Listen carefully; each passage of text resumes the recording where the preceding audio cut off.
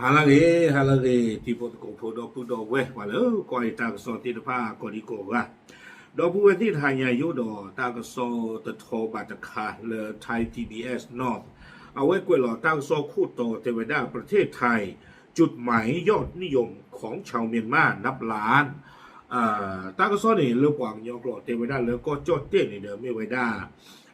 ตั้งโลจะโตเนาะเลือกว่าก็ไปยอโพธิผ้าอากาศเลือกอากาศกล้วยเนี่ยเทวดาป่าปนโนเขาไว้ได้เลือกก็กาบ้าตาเฮคือพี่คือมาไว้ได้ตานี่หรอเอาไว้ในตั้งโซคู่ตกเนาะตั้งโซนี่กล้วยไว้ได้สู้เหมือนเนี่ยเทวดาเลือกก็ไปยอปูนี่เด้อเพอปูกุยเนาะเพคิโตคิชิเย็นนี่เลยนี่เด้อตาคือเธอมันดูมันตานี่ดูวิลีเทวดาบ้าศาสนากิโดเฮตาครอบเลยตาตมือตาตะคือแล้วก็ไปยอปูเลยตาดูตายาที่ตะผ้าชู่ท่อไว้ได้ตะไปอยู่โคโคนี่เด้อเนาะดอตาอุตสาคือใครข้อนี้มาตาที่ต่อเด้อตามือตาคือนี่ตะยอดีบ่าเลิกเกท่อเลิกก็ตะเป็นนี่ปูเนาะดอตะนอนนี่เด้อที่ดอสิ่งยาไว้ได้เลยตาคือเธอลาปุกุยนี่เอาไว้นี่เด้อไม่ได้ไปหยอดซื้อเนาะอัตาชอตเลกิเวดาอัลลอฮ์อัลลาเนาะเลือกซื้อสู้กับเลือนี่หรอคอมยอนี่เด้อเอาเวเกเวดาไม่ออนไลน์เนาะอัตาปลุกเลกิอัตาซื้อสู้กับเลือนี่หรอวิบลานี่เด้อตั้งซ้อนนี่กวยเวดาสู้เมียแต่เวดาเลยไปยออัตากซ้อนนี่เด้อป่าพลาท่องเวดาแต่เวเซอร์ต้นนาที่คือใครนี่ตาสุดล้อสุดเลเนาะเราสอนตาเลือกว่าก็ไปยอโพสุสาสาบ่ที่ตะผ้าอักลากว่าเราดอกที่อับบาที่ตะผ้านี่เด้อเนาะกว่าที่ตะผ้าเนี่ยสุดล้อสุดเลเนี่ยเลตาเลยตั้งที่ตากลูมีอามิโอหล่อเทวดา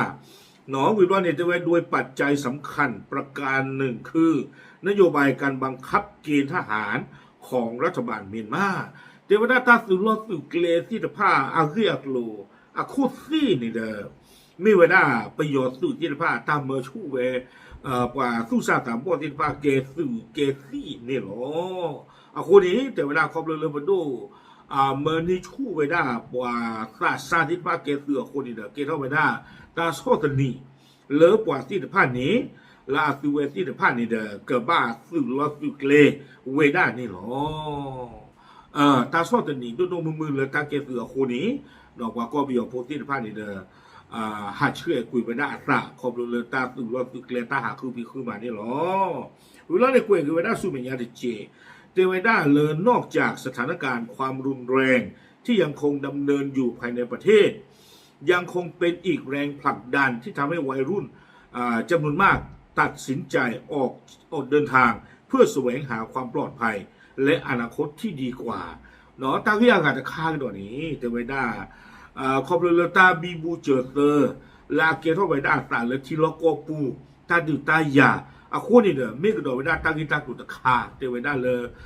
กว่าทุสาสาบอที่ตะพานี้สื่อรอสื่อเคลียหาท่อกุยไปได้เลยที่ก็จะบีนี่ปูนี่หรอกุยเกวดาลากเตอร์เทวดาส่งผลให้ประเทศไทยกลายเป็นจุดหมายปลายทางยอดนิยมในการเข้ามาศึกษาต่อ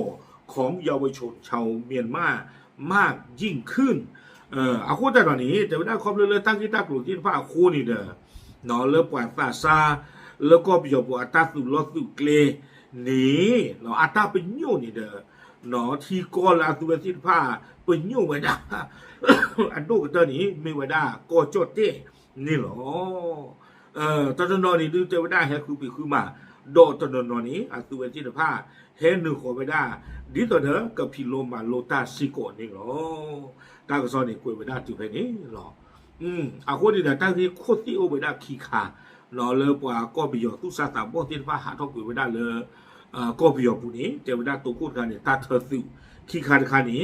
ตาตะบี้ตะบึกตาดิตายานี่หรอตาคานี่ดูไม่หรอกนอนที่ตัวเด้อไทย PBS North กวยไว้ได้ตัวนี้ไม่ว่าเถอะตอนนอนนี่เด้อให้คือพี่คือมาเนาะให้คือกีตาร์มูลาโตโอเลนี่เด้อตาบิตามามีโอสนาเกตาบุตาเลตดูลาเกชอบาดอตคาดิจี နော်မေဘယောကဖောနမနကဲသူချီချီလေနေတေတဘာပါနော်အခုတတော်နေတော့အိုးလေကကြတယ်ကြလောလေကကြတီကြကောနာကေပါအိုးလေတပ်ပီတပ်ဖူအခုတတော်ပွားမှာဝဒတပိပါနော်အခုနေတဲ့တတော်နေဟာတော့ကူဝဲတာလေဟခုပိခုပါတော့တတော်နေဟာတော့ဝဲတာလေကေဟပီလိုမာလိုခိတာก็จะเตมีเวลาตัวติดผ้าอัตาปาปโนอัดดูกเตตบีหรืออัตัวติดผ้าอัตาปาปโนอักลานี่เนาะปาปลาดิเตญาติโพตโกโพเจหรอตามหรือ